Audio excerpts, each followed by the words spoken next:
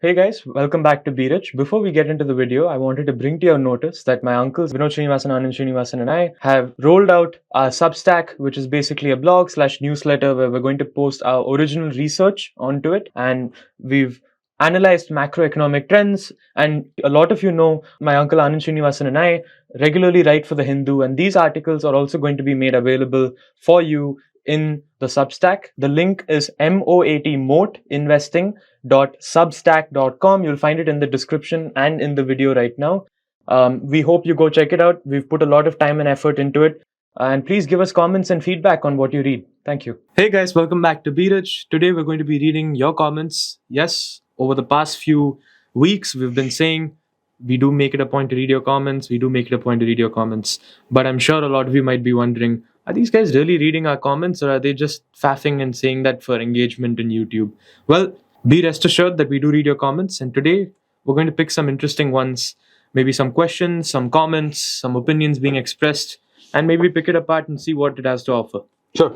So now we're going through the comments of the Let's Decode What Jerome Powell Said, that video, and let's see what some of you have to say about this issue. So Varis Loves Everyone says, question: I heard government is planning to bring Direct Tax Act. What will be the implications if that happens for long-term investors? Is a tax that a person, organization pays directly to the entity that imposed it. Normal taxes, right? I don't know. That's what. Yeah. So you should ask for clarification. Okay. So Varis, we're not sure what exactly you mean by the government is planning to bring Direct Tax Act, because there are two types of taxations: direct tax and indirect tax. Indirect tax is what you pay on the goods and services you purchase, called GST. This is the indirect tax. And then direct tax is what you pay on your income. Both of them go directly to the government, but one is paid on goods and services, the other is paid on your income which you earn. So I hope that clarifies it. And if you could leave another comment asking for exactly what you mean, maybe we can address it in the upcoming video. Sure. So Parthasarthi Rangarajan says, great video as usual. Thank you, Parthasarthi. How do we know if relief has trickled down to labor class? So That's a good one. That's a good question. Even Jerome Powell asked it. So the thing is, there are a few indicators. Let's go over how someone can make an educated guess. So one thing, Parthasarthi, which we have to understand is that we are outsiders. We are not in the Federal Reserve's inner circle.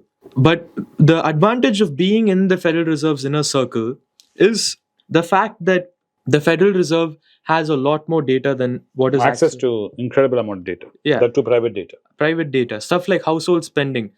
That kind of information the government is not allowed to even share with us. It's classified information. So because of privacy. So there are some indicators which only Jerome Powell is able to see, and his group of economists are able to see, and policymakers. So the point is, for people like us, the way to see if relief has trickled down to the labor class is just looking at your everyday grocery bill. Do you feel like you are poorer today? I know that sounds a little absurd to ask, but the fact of the matter is, think back to when the last bout of inflation was, when food inflation went to 9% a few years ago. I'm sure a lot of us felt poorer when we couldn't afford onions, or we couldn't afford tomatoes. Or garlic. A lot of us did feel poorer. And you have to ask yourself that, look, my income has only grown this much, let's say 2%, 3%. Let's be generous, even 5%. But my expenses have grown by 10% within this 1 year. Milk has become expensive, petrol has become expensive. Maybe you look at your friends. Have some of them lost jobs? Are some of them looking for work but unable to find work? Have some people gotten discouraged from looking for work and they're just staying at home because they know that they're not going to get work in this economy? What do you have to say? Do you have any other indications? Well, answer the question from the other way around. I feel that you're asking me, let's say the government sees the poorer rung of society don't have enough money, and let's say they've enacted something which is supposed to trickle down money.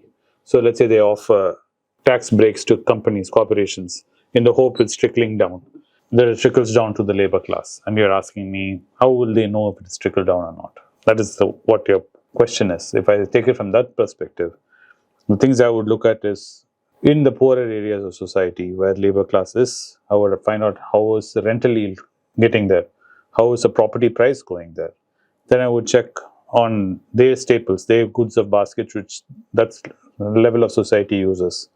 What are the cost inflation on those? If those numbers are going up, if rental yield in those areas are going up, property prices are going up, inflation on their basket of goods are going up, then I would make an educated guess saying they are getting more money in their hand, and it could be because of the trickle-down effect.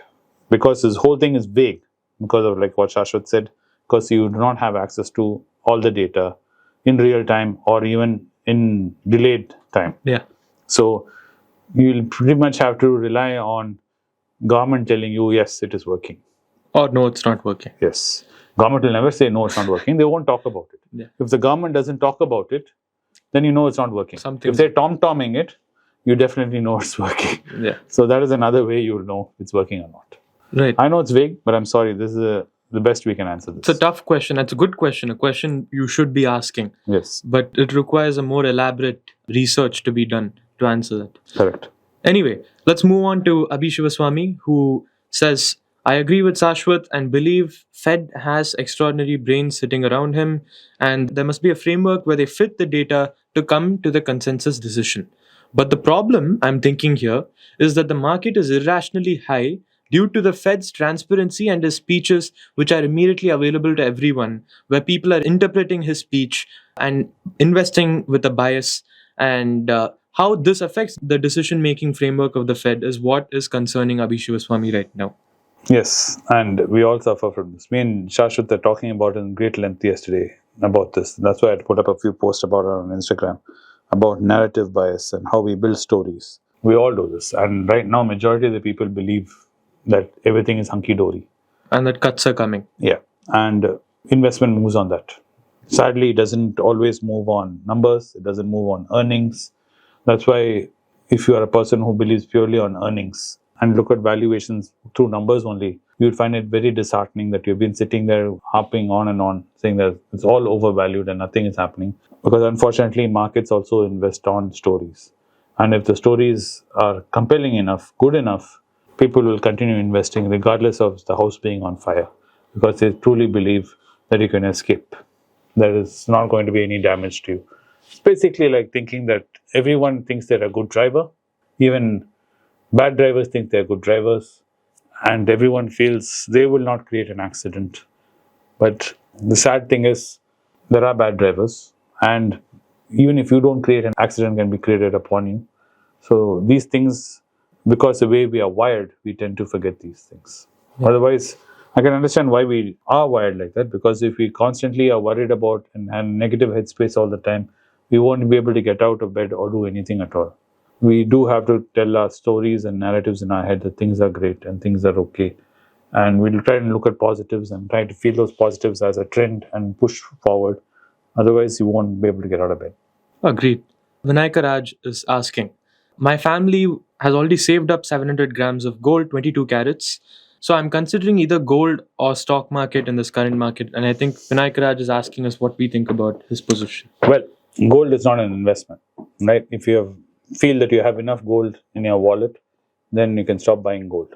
Or maybe reduce the rate at which you're purchasing. Correct. And now when you're getting to stock market, you're not investing in the stock market. First, understand this. You're investing in companies. You're investing in businesses. If you find a business which looks great, which you believe in, which you understand, which is something you can wrap your head around, and then the numbers look reasonable, and you agree with the way the numbers are, knowing your understanding of that sector and business, and you find it at value, then you can look at investing in that business. Stock market is just a vehicle to enable you to invest into businesses or become a businessman of sort. It is not a place to create wealth. It's like expecting to go to the fish market and think that you will become a fisherman. No, you actually have to go out and fish to become a fisherman. So that's what it will enable you to do. You have to learn how to fish, as they say, and then you can start investing in businesses and look at that way. And I would suggest, till that point in time, you can keep buying gold, because gold is something which you understand already and you believe in it. And you can always sell your gold positions when you find something great and move them into a specific business which you want to invest in. Agreed. And I just want to add on that, like he said, for the long run, Vinayak Raj, the stock market has always tended to give better returns. But a very important disclaimer here. We are not SEBI registered investment advisors, and we hope that you actually consult with one and discuss your investments with them and not us. We're just giving you ideas which we would be considering if we were in, let's say, a similar position. And that being said, yes, indexing, regardless of where the market is always the bet which I would always make, because like John Bogle or Jack Bogle, however you want to call him, he had talked about how indexing over the long run through market bull runs and bear markets are the only way to make a solid return over a long period of time. So in that regard, I will say that indexing is important, and always doing it in the tiffin coffee range. I agree. Yeah, if you're going to put in a lot of money in a lump sum, then I would prefer gold, because the gold is generally tended to be a little better than stocks in terms of purchasing at whatever rate it is. But stocks, it's important that you don't jump into it with all your money bags, because you could get in at the wrong time and you could get blown out of the water. Yes, your positions will recover in like 10 years, but can you wait those 10 years? I don't know. It's going to be tough question to which something you'll have to think about. Correct. Anyway, so we have no idea about your risk appetite and your time frames. Yeah. So CSK Reddy asks us, hi both.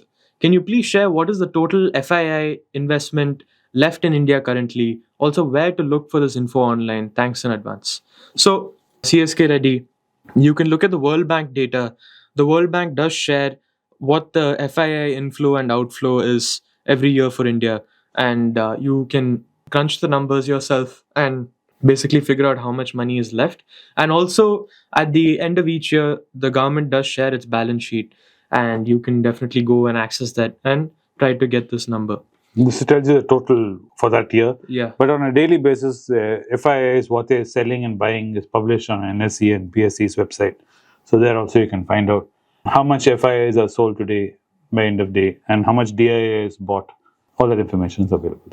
So Raghav_RR asks, another way gold can fall is if Chinese investors hack a way to get hold of the US dollar. Currently, it seems heavily regularized, but they will surely hack it one day. If that happens, the domestic investors will dump gold in exchange for US dollar. Like US dollar, they also have a huge population willing to migrate or at least study in US or Europe. Please give an analysis on how Hong Kong population migrated to Singapore, skyrocketing the Singapore condo market. So Raghav, that's a lot to chew on, but if pigs had wings, I'd be flying. So, well, the thing is, Raghav, that it doesn't seem like the Chinese, yes, the Chinese elite do end up having access to the US dollar and these assets, and they do have ways in which they funnel it out.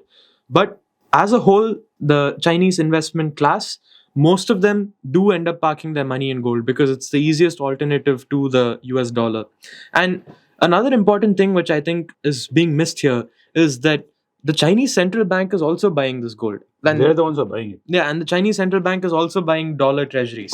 And what we need to focus on here is the fact that this supply isn't going to end anytime soon, because the Chinese government doesn't seem to be cozying up to the US economy anytime soon.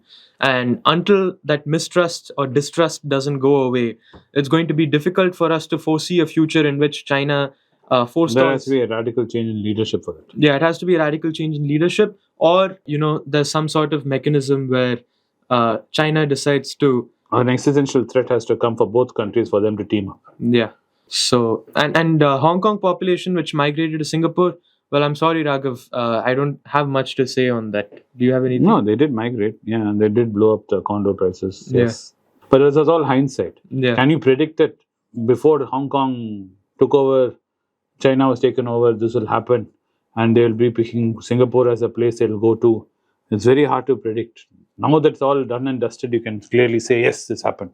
But tell me what will happen tomorrow. Nobody can. Anyone who claims they can predict is lying. Probably lying, yeah. So Phoenix163 asks, doubt, was the interest rate you are talking about the same interest rate that banks lend to people?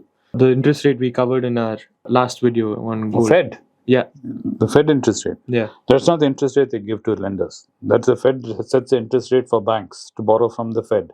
Then in turn, banks will slap on their margin and they'll in turn lend it to you. And there's also a limit on how much a bank can borrow from the Federal Reserve. Yeah. So These are all American rules, domestic rules. yeah, they have to get some money from deposit holders. Yeah. And there are similar rules in India. RBI has said. yeah, there's similar rules in India. So, okay. Thank you, Phoenix, for the question. So, guys, we hope you enjoyed this video. We tried to cover as many comments as we could. And also, we'd like to issue a public service announcement, which is that please do not fall for bot comments. Comments like, I've learned a lot about cryptocurrency. I'm looking for a mentor. Yeah, and especially I'm not offering anybody any advice in special classes, or I'm not taking any money from anybody. I'm not offering stock tips. What you see here is what you get. Yeah, and I'm only available on Instagram with my blue tick and Twitter with a blue tick, and those are my only places where I'm available publicly. And I don't respond to Gmails. I don't do any of that. So if someone is assuming to be me and trying to spam you guys or fish you guys, please be careful. It's not me. And be rest assured, if you hear the word cryptocurrency coming from either of our mouths, that is in your private messages or something, first of all, we are not going to engage with anyone in that angle. I don't have any WhatsApp channel. I don't have any Telegram channel. So, but if you see cryptocurrency, please know that we have nothing to do with it. And if you see it in the comment section below and you see 12 replies to it, please learn that there's actually bots which are replying. And although as much as we try to delete it and put up moderation, YouTube only gives us so many tools to be able to tackle this. But we are trying our best. Please don't fall for these comments. Please don't fall for these scams. Please be safe out there. And that being said, if you like this video, please hit the like button. Please subscribe if you haven't already. If you hit the bell icon, you'll get notified of when we upload our latest video. And finally, like we always say, if you have any comments or any questions, any opinions you'd like to express, please leave them in the comment section below, and maybe we'll make another part to this video or make it a weekly series where we try to take and break down your comments. That being said, thank you for joining us on Be Rich. Thank you. It's a great privilege and honor that so many of you in thousands have subscribed to my channel and have supported me. I have written 2 books in English, The Alchemy of Money and Ordinary Stocks, Extraordinary Profits. These books are published by us and are ready. If you want to procure a copy, send us a message to the WhatsApp number given below and my team would respond to you. If you want an Amazon Kindle copy, you can click the link below. Finally, those who wish to consult with me can send a mail to berichenglish@gmail.com.